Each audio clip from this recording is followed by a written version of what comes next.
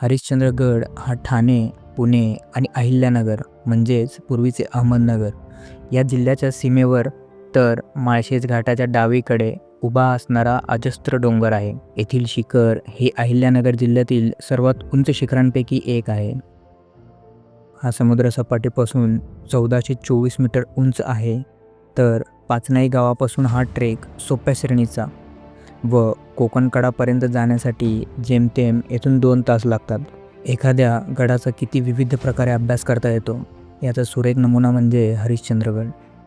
या गडाचा इतिहास कुतूहलजनक तर भूगोल हा विस्मयकारक आहे. या किल्ल्याला आदिवासी कोळी महादेव समाजाच्या इतिहासाची पार्श्वभूमी तर आहेच, परंतु त्याचप्रमाणे मोगल अथवा मराठे यांचा इतिहास देखील लाभला आहे. 3500 वर्षांहूनही प्राचीन असलेल्या चहूबाजूनी तुटलेल्या रौद्र भीषण कडेकपारींच्या नैसर्गिक संरक्षण लाभलेल्या या हरिश्चंद्रगडाचा उल्लेख प्राचीन अग्निपुराणात व मत्स्यपुराणातही आढळतो. हरिश्चंद्र, तारामती आणि रोहिदास अशी येथील शिखरांची नावे असल्यामुळे या किल्ल्याचा संदर्भ थेट राजा हरिश्चंद्रपर्यंत स्थानिक दंतकथांनी जोडला आहे. येथील लेण्यांमध्ये चांगदेवांनी तपश्चर्या केली होती असेही सांगितले जाते.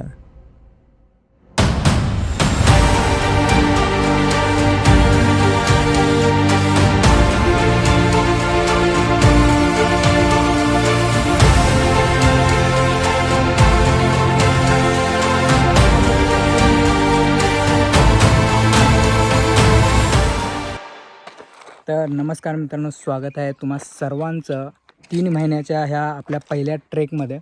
आणि उन्हाळी पहिला ट्रेक आपण कुठं आलेलो आहे माहीत आहे तुम्हाला?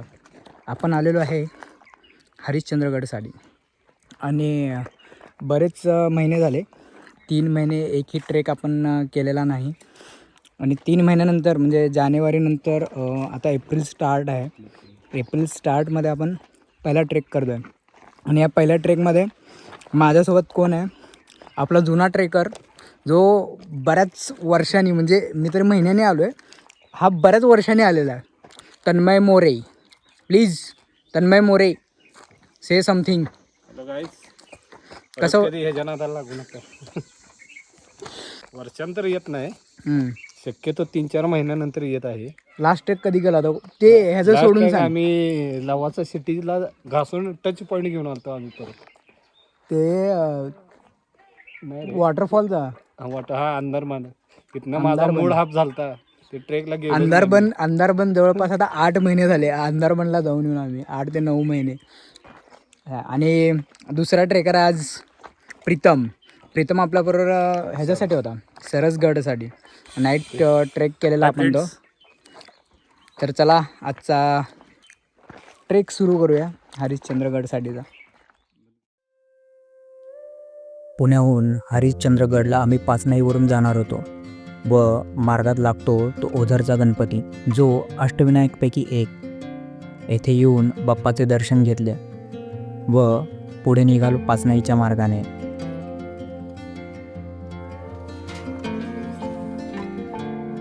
हरिश्चंद्रगड हा कळसुबाई हरिश्चंद्रगड अभयारण्यामध्ये येतो व त्यामुळे वन्यजीव विभाग नाशिक यांच्यामार्फत प्रत्येकी एका 2 व्हीलरसाठी 70 रुपये इतका महसूल आकारला जातो व याची पावतीही आपल्याला इकडे भेटते. हरिश्चंद्रगडाला जाण्यासाठी मुख्यत्वे 4पेक्षा जास्त वाटा आहेत, ज्या सोप्या श्रेणीपासून मध्यम व अवघड श्रेणीपर्यंतच्या आहेत. त्यात पाचनाई गावातून ही सोप्या श्रेणीत येते, तर खिरेश्वरपासून मध्यम श्रेणी. तर मित्रांनो, ट्रेक चालू करून 5च मिनिटं झालेले आहेत आणि ट्रेकच्या सुरुवातीलाच आमच्याबरोबर एक काय म्हणते तरी त्याला दुःखद घटना घडलेली आहे. दुःखद घटना नाजूक नाही, भविष्यात पुढं ते लय मोठा हे देऊ शकते. आमचा मित्र प्रीतम, त्या शूजचा सोल निघालेला आहे. मी आत्तापर्यंत जेवढे ट्रेक केले त्यातला हा दुसरा ट्रेक आहे आणि तोही कोकणकड्यासाठी, म्हणजे हरिश्चंद्रगडसाठी, जो मी संध्याकाळच्या वेळेस ट्रेक करतो आहे. दुसरी दुर्घटना घडली. काय? अरे काय तू? आम्ही 2021मध्ये हरिश्चंद्रगडला आलेलो त्यावेळेस ह्या पायऱ्या बसवलेल्या नव्हत्या ज्या की आता दिसत आहेत. ह्या पायऱ्या खूपच उपयोगात येतात जेव्हा खूप ट्रेकर मंडळी गडावरती येतात. जवळपास दुपारच्या 2 वाजता पाचनाई गावामध्ये भास्करदादाच्या घराजवळ पोचलो व तेथे गाडी पार्क करून कोकणकडासाठीचा प्रवास सुरू केला. 2021मध्ये देखील मी कोकणकडासाठी कॅम्पिंगला आलो होतो, पण वेळेचा अंदाज समजला नाही व त्यामुळे संध्याकाळी 6 वाजता ट्रेक सुरू करावा लागला. शेवटी कोकणकडावरून सूर्यास्त पाहणे राहूनच गेले, कारण पोचायलाच जेमतेम संध्याकाळचे 8 वाजले होते. त्यामुळे ह्यावेळी जरा लवकरच घर सोडलं होतं.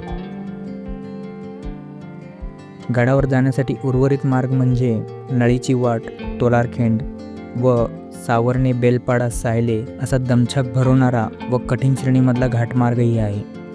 थोडंसंच वरती आल्यानंतर हे रेलिंग चालवतात आपल्याला आणि समोर दिसतोय उंचच उंच कातळातला डोंगर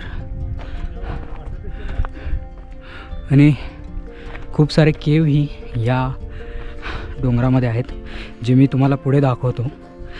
तर मित्रांनो तिथं पाहू शकता ते केव असे खूप सारे आहेत त्या डोंगराखाली, तिथे तुम्ही विसावा घेऊ शकता. जर जोराचा पाऊस लागला तर तिकडे तुम्ही थांबू शकता आणि कॅम्पिंगही करू शकता. इवन हा एवढासा निमुळता रस्ता आहे आणि खाली बघू शकता खोल दरी. त्यासाठी इथे ट्रेकिंगच्या मार्गामध्ये हुल्लडबाजी वगैरे न करता शांतीने एक लेन जाण्यासाठी आणि कदाचित गर्दी असेल तर दुसऱ्यांना येण्यासाठी पर्याप्त जागा ठेवून ट्रेक करावा. वा, इथे मस्तच कोरीव काम केलेलं आहे. कोरीव नाही, पेंटिंग. वा, आणि इकडं खूपच मस्त आहे, त्याहून सुंदर. वा, जबरदस्त. बघूया आपण लिंबू सरबतचा आस्वाद घेऊया थोडा एनर्जी गेन करण्यासाठी. सध्या तर पुण्यात आहे, गाव आहे कोल्हापूर. हा, इथं पुण्याला जॉबला आहे ना. रे तुला इथे तुला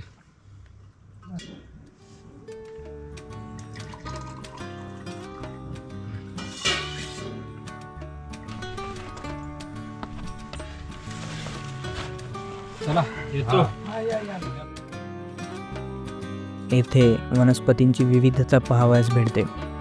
करवंद, कारवीच्या जाळ्या, धायटी, मदवेल, गुडा, पांगळी, पानफुटी, गारवेल इत्यादी वनस्पती येथे आढळतात. तर प्राणीवैभव मात्र बरेच कमी झाले आहे. तरीही कोल्हे, तरस, रानडुक्कर, बिबट्या, ससे, भेकर, रानमांजरे इत्यादी प्राणी क्वचित पाहावयास मिळतात. अवस्था दाखव काय होतं पण तुटलं. त्यासाठी ट्रेकला येताना सगळे इक्विपमेंट्स एकदा चेक करून येत चला. बॅग, शूज, आणखी काय काय रे, सांभाळून.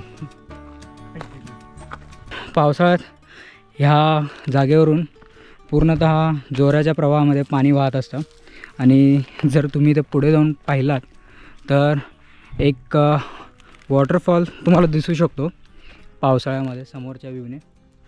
आणि हे जे घळी आहेत इथे तसं नोटीसी लावून ठेवली आहे वन परिक्षेत्र अधिकारी वन्यजीव राजूर यांनी की सदरचे कुंड हे धोकादायक आहे. येथे जीवितहानी झालेली आहे, पाण्यात उतरू नये, कारण हे किती डीप असतील ह्याचा काही अंदाजा नसतो.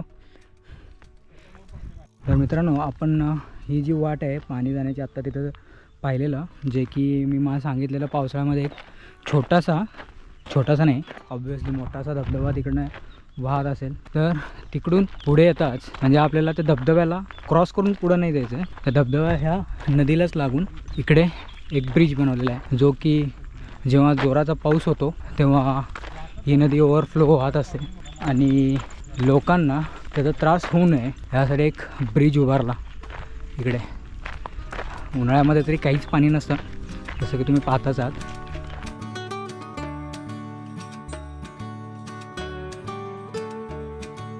हरिश्चंद्रगडला आज आल्यानंतर प्रकाशामध्ये तो दिसतोय तिथं तारामती पॉईंट आणि इथे आहे बाले किल्ला. आणि थोडाच इथून वरती गेल्यानंतर आपल्याला दिसतं आहे वरती आहे मंदिर आणि ही ती घळ जिकडनं ते पाण्याचा प्रवाह मी जे सांगत होतो तिथे जाऊन एक वॉटरफॉल तयार होतो या पाण्याच्या प्रवाहामुळे. तर मित्रांनो इथे असे कूडदान केलेले आहेत, त्याचा वापर करत चला.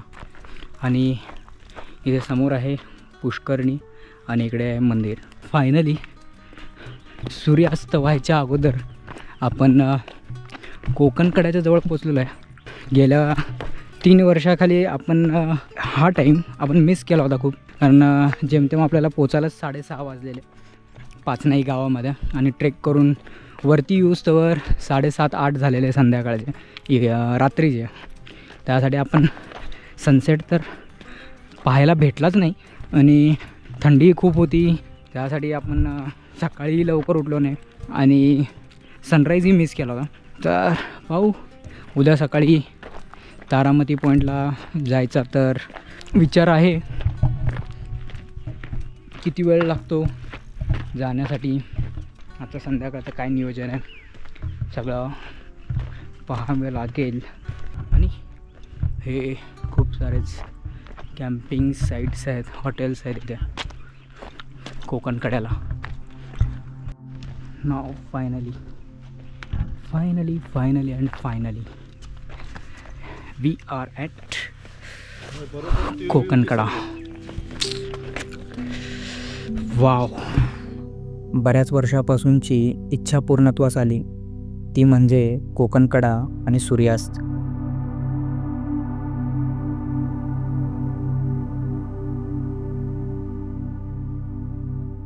आता रात्रीचे 8 वाजले होते व कोकण कड्याला असलेल्या भास्करदादाच्या कॅम्पिंग साईडवर चुलीवरचा मस्त गरमागरम भाकरीबरोबर पिठलं आणि बटाट्याची भाजी, डाळ व भाताचा आस्वाद घेतला व कोकण कड्याच्या लगतच रात्री झोपण्यासाठी टेंट लावला.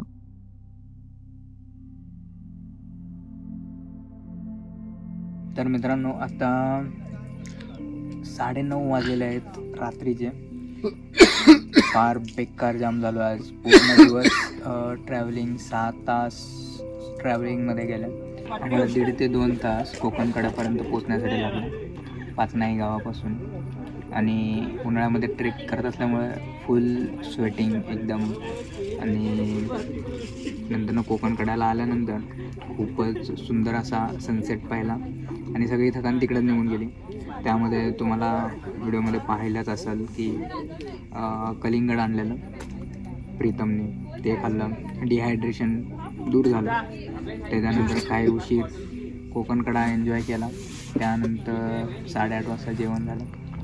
मस्त जेवण होतं. बटाट्याची भाजी होती, बेसन आणि चपाती, भाकरी आणि मस्त दाबून जेवलेलं आहे.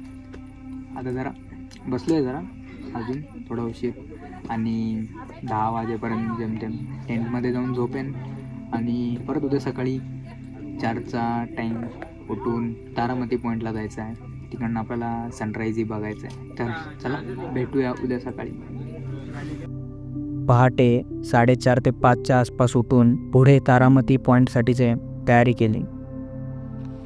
तर मित्रांनो आता वाजलेले आहेत सकाळचे 5:10 आणि तारामतीसाठीचा ट्रेक आपण कोकण कड्यापासून चालू केला आहे. अरे इकडून यायचं.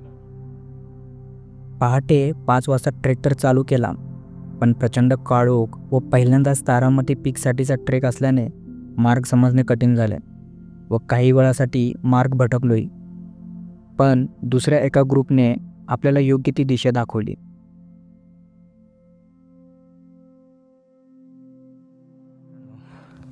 अर्ध्या तासाच्या ट्रेकनंतर हे तुम्हाला तारामती पॉईंटला जाण्यासाठी हे स्टेअर्स लागतात. ही शिडी थोडीशी वाकलेली आहे, त्यासाठी थोडं सांभाळून. तारामती शिखर हे गडावरील सर्वोच्च शिखर. त्याची उंची साधारणतः 4,850 फूट इतकी आहे. अंधारात तारामती शिखरासाठीची वाट चुकण्याची दाट शक्यता असते, त्यामुळे स्थानिक मार्गदर्शक बरोबर असल्यास अतिशय उत्तम. सुरत नजारा. तिकडे हिंदवी स्वराज्याचा भगवा वाऱ्यावर स्वार आहे. मित्रांनो, तारामती पॉईंटच्या जवळ येताच हा दिसायला सुरू होतो. मे बी पिंपळजोगा धरण असेल हा, जुन्नरचा. आणि इकडेच कुठेतरी खिरेश्वरवरनं वाट असावी हरिश्चंद्रगडासाठी.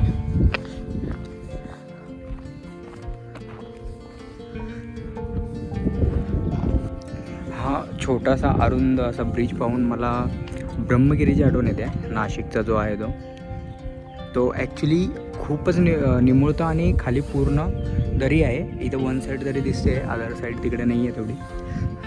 आणि अफाट जंगलाने पसरलेला हा खालचा परिसर.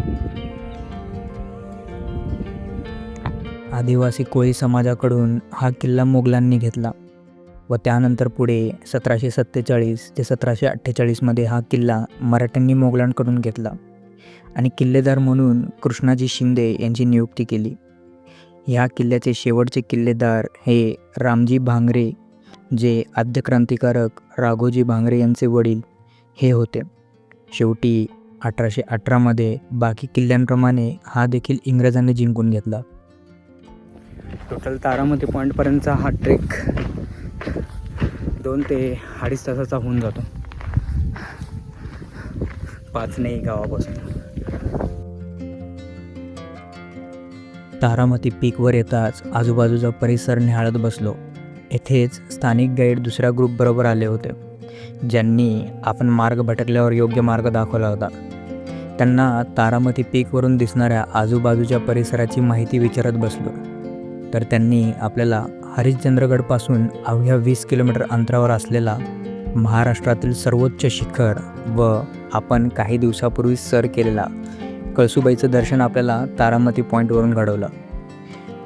तितक्यात सूर्यदेवाने हजेरी लावली व खूपच सुंदर असा सूर्योदय पाहायला मिळाला.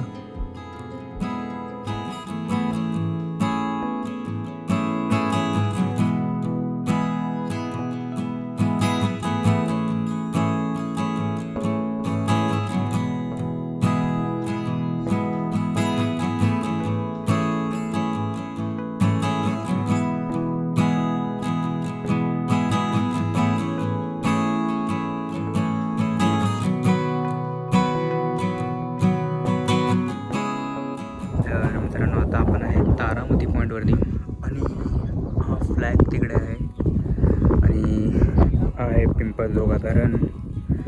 तिकडे आपल्याला एकाने सांगितलं की तो काळू वॉटरफॉलचा जो स्टार्टिंग पॉईंट आहे तो आहे. आणि त्याच्यानंतर इकडे जे 2 डोंगरांच्या मध्ये एक डोंगर दिसतं आहे सेंटरमध्ये. तर इकडच्या गाववाल्यांनी सांगितलं आपणाला वरती आल्यानंतर की तो आहे कळसुबाई. आणि ऑफकोर्स इकडे आहे तो आहे कोकणकडा. पूर्णपणे आपलं कॅम्पिंग तिकडे आहे. आणि इकडेच खाली मंदिरही आहे जिथे आपल्याला जायचं आहे आणि त्याच्याच बाजूला पुष्करणी. तारामती शिखराच्या उत्तर पायथ्याला लेणी कोरलेली आहे. येथेच हरिश्चंद्रेश्वराचे मंदिर पाहावयास मिळते. मंदिराच्या दारात एक पुष्करणी आहे. त्यामधील कोनाड्यांमध्ये पूर्वी मूर्त्या होत्या, ज्यामध्ये आता काही 2-3 मूर्त्याच पाहावयास मिळतात. मंदिराच्या समोर नंदी देखील पाहावयास मिळतो. तारामती पॉईंटपाशी आल्यानंतर इकडे वरती भोलेनाथाचे एक पिंड पण आहे महादेवाचे. इकडे नमन करून सूर्योदय पाहून आता आपण परतीच्या प्रवासाला निघालेलो आहोत. कोकणकडा अँड आफ्टर केदारेश्वर मंदिर. तारामती शिखर हे या गडाचे सर्वोच्च शिखर असून वातावरण चांगले असेल तर शिखरावरून नाणेघाट, जीवधन, रतनगड, कात्राबाईची खिंड, आजोबा डोंगर, कळसुबाई, अलंगमदन कुलंग, भैरवगड, हडसर, चावंड, पिंपळजोगा धरण, अड्राई जंगल व काळू वॉटरफॉल ही पाहावयास मिळतो.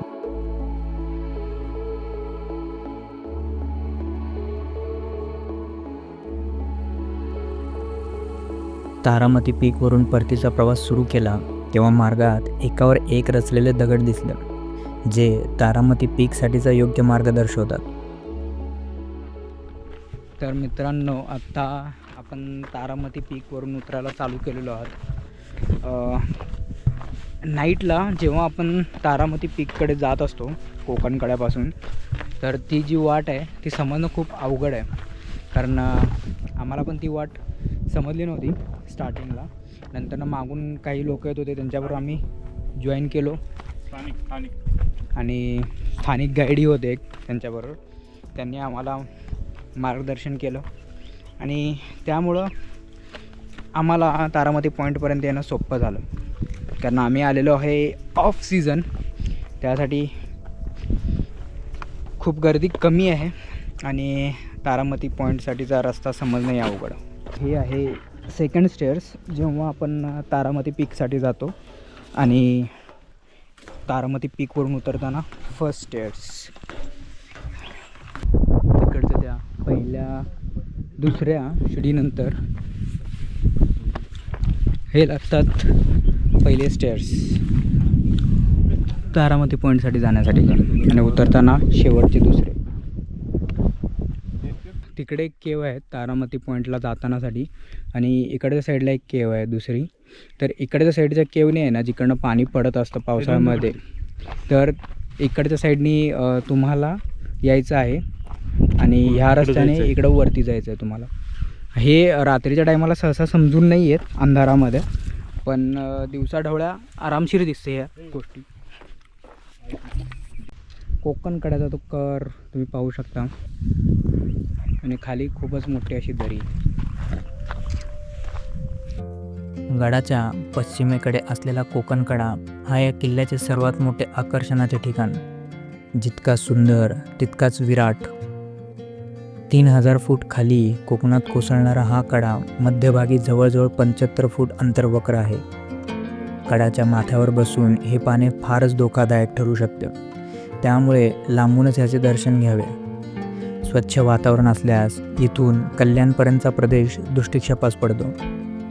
हा कडा महाराष्ट्रातील सर्वात उंच कडांपैकी एक. हा रोमन लिपीतील यू अक्षराच्या आकाराचा आहे. जर आपण हा कडा निरखून पाहिला तर हा अंतर्वक्र असल्याने नागाच्या फण्यासारखा दिसतो.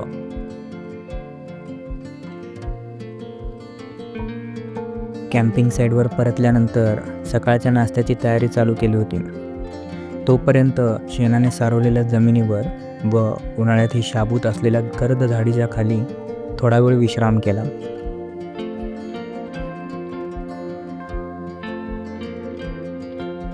तर मित्रांनो, नाश्त्याला घेतलेले पोहे. नाश्ता तयार झाल्यावर बाबांना सांगितलं की बाहेरच थंडगार झाडाखाली नाश्ता करणार. त्याप्रमाणे बाहेर बसून मस्त गरमागरम पोहे खाल्ले, चहा पिला व निघालो आता पुढे केदारेश्वर मंदिराच्या दिशेने.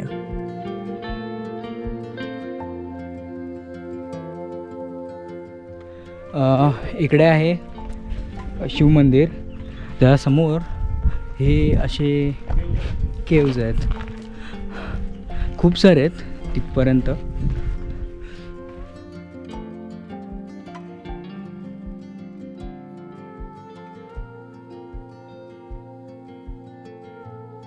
पावसाळ्यामध्ये तुम्ही राहण्यासाठी हे केव्ज वापरू शकता.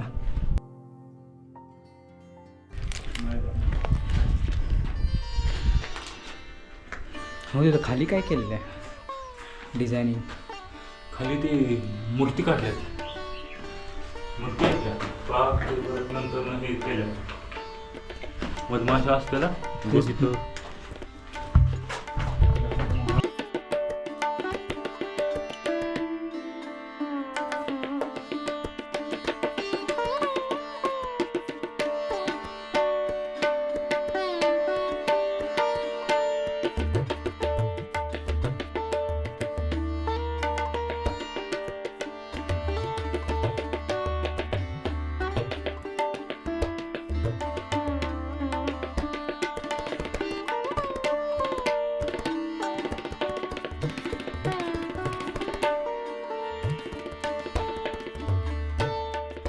हरिश्चंद्रेश्वर मंदिराच्या मार्गामध्ये आपल्याला समोरच सप्ततीर्थ पुष्करणी कुंडही पाहायला भेटते. असेच कुंड आपण बऱ्याच वर्षापूर्वी चावंड किल्ल्यावरही पाहिले होते. तर मित्रांनो, मंदिराच्या जवळच आहे हे पुष्करणी तलाव.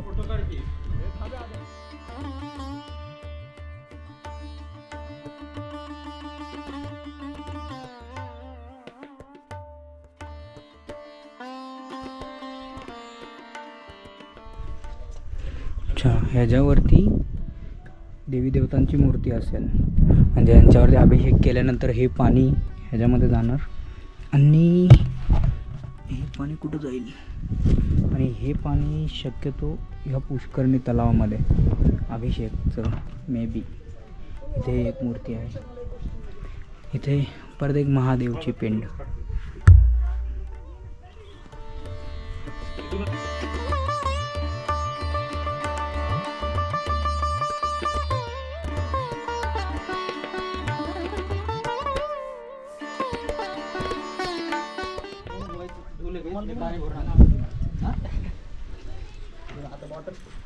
हाय. वाव, गणेशाची मूर्ती आहे मस्त, आणि खाली शिवलिंग आहे. तुम्हाला दिसतंय का? खाली शिवलिंग आहे आणि पूर्ण पाण्याने भरलेलं आहे. खूपच सुंदर, आणि ह्याच्यामध्ये छोटे छोटे मासे आहेत.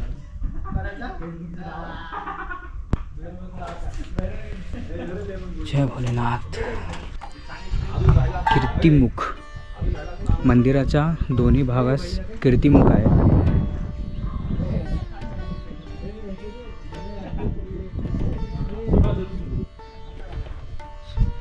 आणि खूपच सुंदर, पूर्ण शिळामध्ये कोरलेलं हे मंदिर, अप्रतिम.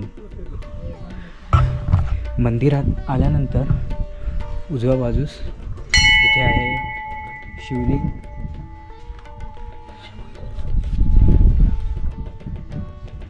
इथे एक नंदी आहे. नंदी महाराज की जय. केदारेश्वर मंदिर गुफेच्या आधी लागते ते हरिश्चंद्रेश्वर मंदिर. या मंदिरातही महादेवाची पिंड पाहायला मिळते. संपूर्ण मंदिर परिसरात आकर्षक व सुंदर असे कोरीवकाम व रेखीवकाम केलेले आपल्याला पाहायला मिळते. मंदिर गाभाऱ्याच्या प्रवेशद्वारावरही खूपच सुंदर असे कोरीवकाम पाहायला मिळते.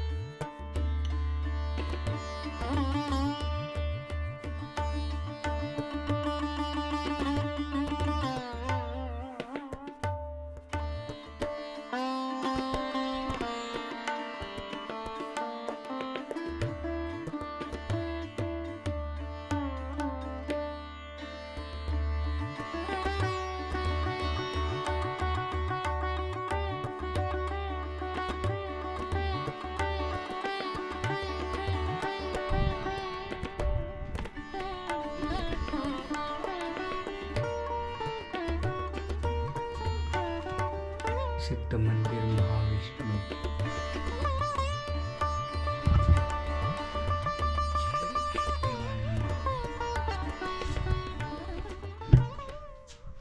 इथे शिवपिंड पाहायला भेटते. इकडं आहे पाण्याचं टाकं.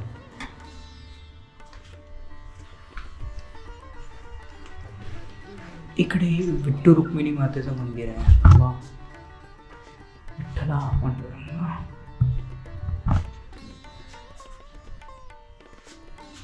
ते एक हवनकुंड दिसते. इकडे एक आहे आणि इथे वरती एक आहे हवनकुंड. गरज उठे गगन सारा, समुंदर छोड़े अपना किनारा, हिल जाए जहाँ सारा, जब महाकाल का नारा, जय श्री महाकाल. आणि इकडे आहे नंदी. आणखी एक हे आहे भोलेनाथाचं शिवपिंड. तिथं समोरही एक नंदी आहे आणि इकडेही. इथेही एक मूर्ती दिसते जी की शिल्पामध्ये कोरलेली आहे. खूपच सुंदर. आणि इतका गारवा आहे उन्हाळ्याच्या एप्रिल महिन्यात की नाही सांगता येणार. खूप मस्त गारवा इकडे.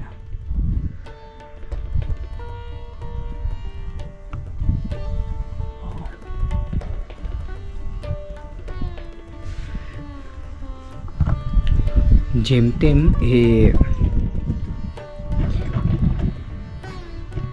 तेही पाण्याचे टाका आहे. मंदिराच्या खालच्या भागामध्ये पाण्याच्या टाक्यात आणि काही शिल्प मंदिराच्या पाण्याच्या त्या टाक्यांमध्येही दिसतात आतमध्ये.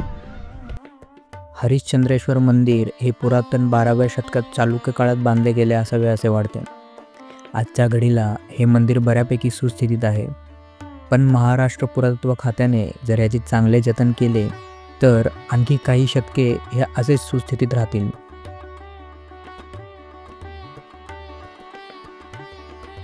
हरिश्चंद्रेश्वर मंदिराच्या उत्तरेकडे पाण्याच्या प्रवाहाने झालेली गळ आहे व ह्या गळीजवळच पाहावयास भेटते ते केदारेश्वर लेणी मंदिर.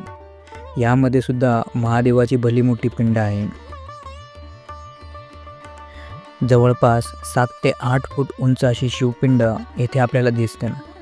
पिंडीच्या आजूबाजूस जवळपास 5 फूट खोल खाली खड्डा आहे, ज्यामध्ये 12ही महिने पाणी असते व महाशिवरात्रीच्या वेळेस येथे गाववाल्यांकडून महादेवाची पूजा केली जाते. अशी एक दंतकथाही सांगितली जाते की पिंडीच्या आजूबाजूस असणारे 4 खांब हे 4 युग दर्शवतात.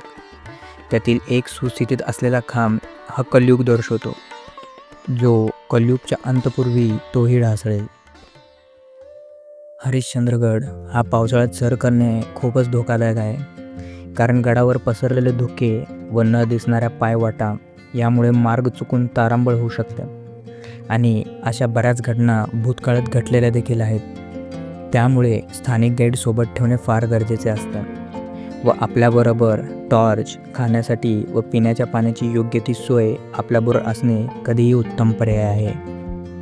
गडाच्या खानाखुणा लोप पावत असल्या तरी निसर्गाची मुक्त उधळण, त्याचे रौद्रत्व, निसर्गाचे वेगवेगळे आविष्कार आपल्याला हरिश्चंद्रगडाच्या भटकंतीमध्ये पाहायला मिळतात. मात्र हे सर्व पाहण्यासाठी व अनुभवण्यासाठी किमान 2 दिवसाची सवड हाताशी ठेवणे गरजेचे आहे. तर मित्रांनो, फायनली 12:15 झालेले आहेत आणि अर्धा तास आपल्याला तिथून येण्यासाठी वेळ लागला मंदिराकडून. तर मित्रांनो, अशा प्रकारे आपला आजचा हरिश्चंद्रगडचा हा ट्रेक संपलेला आहे आणि इकडून जाऊन जेवण करणार आहोत. आपण जेवण करून तिकडनं निघणार आहोत. तर मित्रांनो, आजचा हा व्लॉग कसा वाटला आम्हाला कळवण्यास विसरू नका व व्हिडिओ आवडल्यास लाईक, शेअर अँड कॉमेंट करायला विसरू नका आणि असेच व्हिडिओ पाहण्यासाठी आमच्या चॅनलला सबस्क्राईब करायलाही विसरू नका.